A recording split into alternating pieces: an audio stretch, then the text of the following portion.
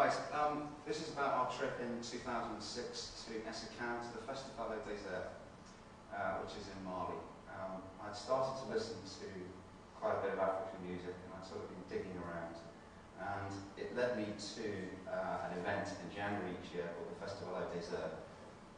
That's Mali, and you can see Timbuktu towards the right, and you go about 60 kilometres north of Timbuktu, and that's where you find the festival.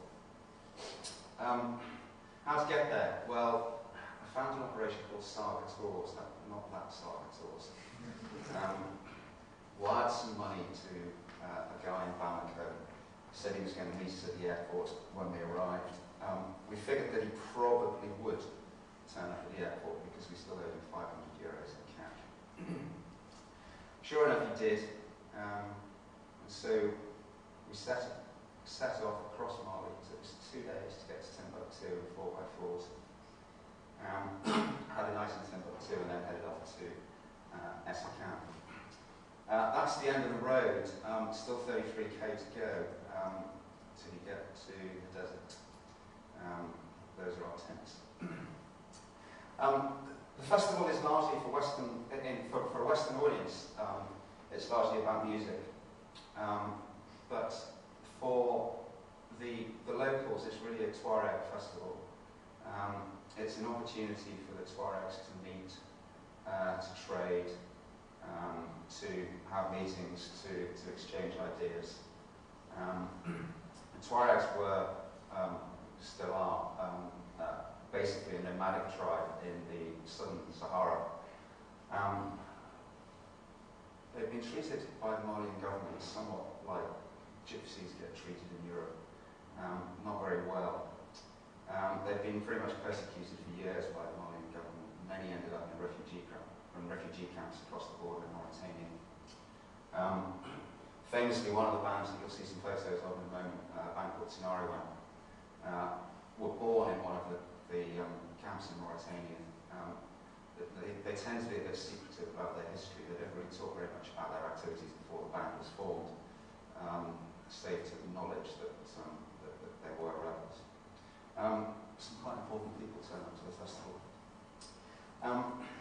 In 1996, there was a peace deal brokered between the Malian government and the Tuareg rebels. And that peace was celebrated in 2001 by the first Festival des Deserts.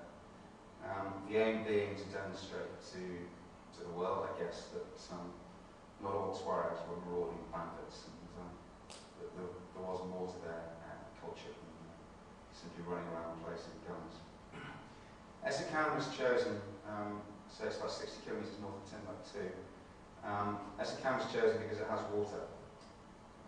But otherwise, everything else, absolutely everything else, is driven in. The infrastructure that they ship out there for about 5,000 people is quite staggering. We went with a tour group. Our guys brought 3 sheep with them. They didn't take any sheep back. They brought enough gear to sink a ship.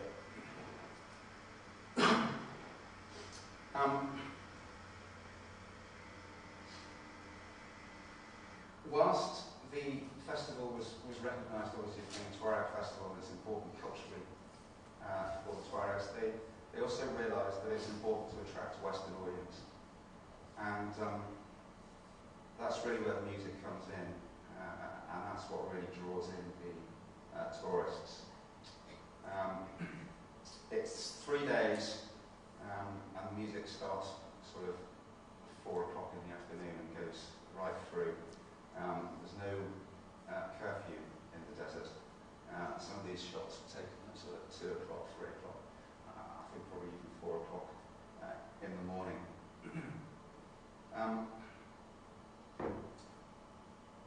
The group that we went with, the people that we met in Bamako, I guess it was a self-selected group of people. We're still in touch with quite a few of them, and we still have great memories of being in touch of those few days in the desert. Not all the photos were fantastic, and that's, I think, it's probably one of the last ones actually I took. Certainly after a few beers. and as far as I